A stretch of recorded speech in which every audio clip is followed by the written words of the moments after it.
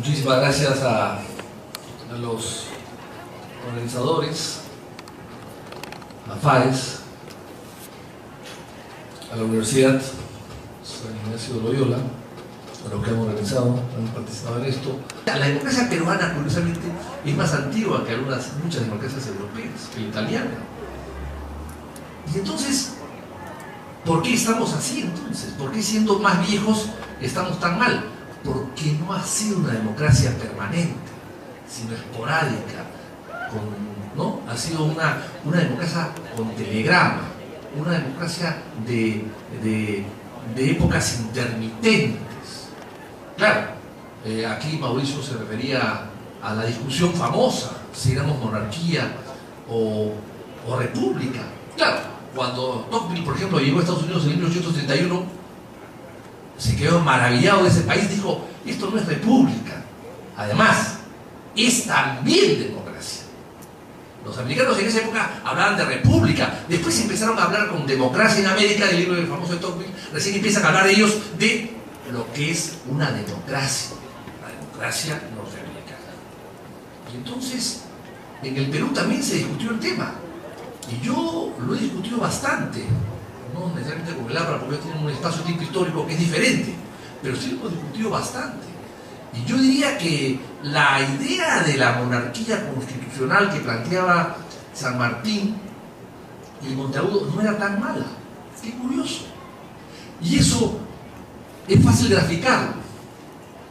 Los países hispánicos, de herencia hispánica, digamos, han acabado siendo 22 o más. En cambio, los países de origen portugués acaban siendo uno solo. ¿Y cuál es la diferencia entre los países de origen hispánico y los países de origen portugués?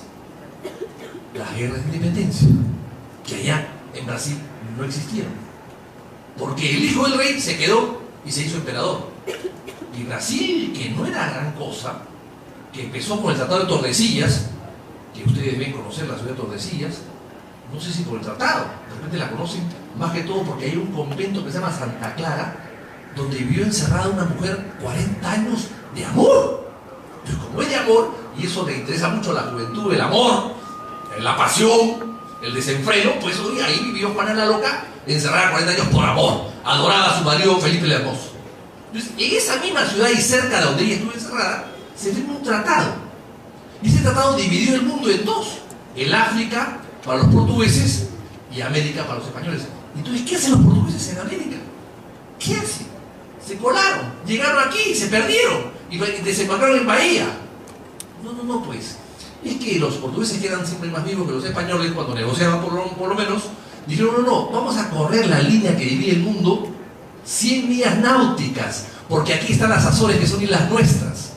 Y como los reyes católicos no conocían mucho de navegación, ni de geografía universal, que era incipiente en su época, por supuesto, entonces corrieron unas 100 millas náuticas y les quedó pues a Portugal la pequeña puntita esa donde está Recife, qué sé yo, Bahía, y a partir de ahí pusieron pie en América del Sur y hoy día son casi dueños de la mitad del continente de Sudamérica. Así empezó todo. Y luego, por supuesto, esta grandeza viene después a costa nuestra durante el imperio, o sea, después de la guerra de independencia, que Brasil creció a costa de todos nosotros. Al Perú le costó la vecindad con Brasil 450.000 kilómetros cuadrados. Acre, el estado de Acre. Ahí hay una ciudad que se llama Río Branco. Bueno, uno va allá y cree que hay un río. No, es Río Branco, pues es el nombre del canciller que nos quitó. Es el nombre del canciller que nos quitó. Y fundó al día siguiente la capital de que se fue el tratado con el Perú, ¿verdad? De Río Branco, del año 1909, y a partir de ahí se crea la ciudad y el estado de Acre y algo de Rondônia. Entonces, en el Perú se discutió en su momento, yo no sé si eso hubiese sido una solución, pero lo cierto es que San Martín en Punchauca, que está muy cerca de acá, le planteó al virrey que él se haga gobernante del Perú, y la Serna dijo que no. Hay que decir que la Serna dio un golpe de estado al anterior, o sea, la Serna, el último virrey, dio un golpe de estado al anterior.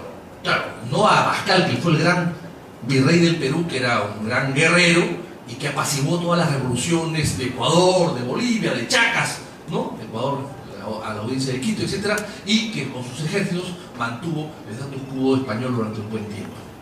Si Abascal hubiese estado aquí, probablemente no hubiese llegado San Martín ni Bolívar. Pero en fin, esa es otra historia. Lo que quiero decir con esto es que el Perú se independiza, sí. Se elige un régimen democrático y republicano, es cierto. Pero desde el año 22, que se instala el primer Congreso, hasta el 72, 50 años, fueron gobiernos militares e inestables. Y hasta Castilla, el país estuvo destrozado por las guerras civiles, porque todos los militares que habían participado en la guerra de emancipación querían ser gobernantes. Entonces el Perú se desangró en 30 años, se desangró, y Castilla un poco rehace el Estado, o diría que un poco que funda el Estado que actualmente hoy día conocemos, empezando por crear el presupuesto, porque en esa época las revoluciones eran por ambiciones, pero le costaban al país y al Estado, a la actividad privada y a la pública, porque cada revolución, cada líder sacaba plata del erario para poder financiar su revolución. No se financiaron ahora como el SUTE, que lo financia pues la caja magisterial, la de Rama, no. El Estado financiaba todo. En esa época, el Estado, la caja del Estado, el Ministerio de Hacienda estaba dentro del palacio. Imagínense ustedes que hubiesen dicho los gobernantes actuales: si la caja del Estado está dentro, es una caja fuerte que está dentro, y abren la caja, sacan la plata y con eso financian todo tipo de actividades antisubversivas, digamos. No había ni un control. Entonces, luego el primer presidente civil llega al poder, el 72, 1872. Manuel Pardo, un gran presidente. Termina su periodo, es elegido presidente del Senado y un militar lo mata. Bueno, casualidades de la vida. Y luego viene el conflicto con Chile, la guerra del Pacífico, que fue otra manera de devastar el Perú. Claro, nosotros los empresarios comparan siempre el Perú con Chile. No es un tema para compararse, a mi modo de ver. Yo creo que hay que compararnos con países más similares, como lo puede ser Colombia o Ecuador, algo más pequeño, por supuesto, pero en todo caso hay que ver al norte más que al sur, porque ahí se inicia una guerra civilizadora. Cuando Neil Armstrong llegó a la Luna, y después de pronunciar la famosa frase, que este pequeño paso que estoy dando aquí es un gran paso para la humanidad, empezó a tomar fotografías de tierra desde arriba, desde la Luna, claro, con aparatos sumamente sofisticados. Y cuando mira la Tierra y se da cuenta y ve los Andes, ¿qué cosa dice? ¿Qué es esto? ¿Ve los Andes? ¿Qué país hay allí? Eso es inviable, dijo. El país que está ahí es inviable. Ese país es el Perú. O sea, desde arriba, es decir, la cordillera es tan accidentada que es un país casi poco viable. Y también decían lo mismo los chilenos del siglo XIX. Y por eso que dicen ellos una guerra civilizadora. Y lo dicen ahí los manuales, sobre todo los curas en las iglesias en Santiago, para justificar la guerra, el 79, dicen que es una guerra civilizadora. Mandato casi divino. Bueno, y las consecuencias todas las conocemos. De tal manera que el Perú ha sido un país que se ha impuesto a su geografía y a su historia.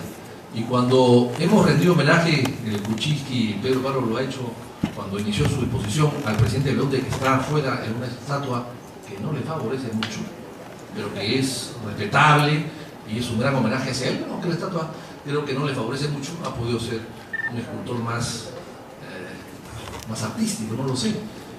Y entonces, cuando vemos eso, vemos que Belonte tenía razón. El Perú había que viabilizarlo. Y él creó la famosa viabilidad. O sea, el desarrollo vía la viabilidad. Cuando el Inca Atahualpa iba a Quito, de Cusco a Quito, iba por la sierra, por los caminos incas, sin bajar a la costa. Hoy día pretenden ustedes hacer eso y no lo pueden conseguir. Hoy día han pasado 500 años y no hay manera de que ustedes puedan ir de Cusco a Quito sin bajar a la costa. O sea, estaba más interconectado, integrado el país que el día de hoy, por la integración vial que era fundamental para el desarrollo del país y que para muchos, como el propio Belonte decía, las carreteras eran la cuchara del pueblo que iba a la boca de todos los necesitados. O sea, era una manera de poder llevar alimentos a la gran población peruana. Entonces yo creo que con todo eso, minutos, 0 minutos, me dice Kuczynski, él conoce de matemáticas, yo lo dejo acá.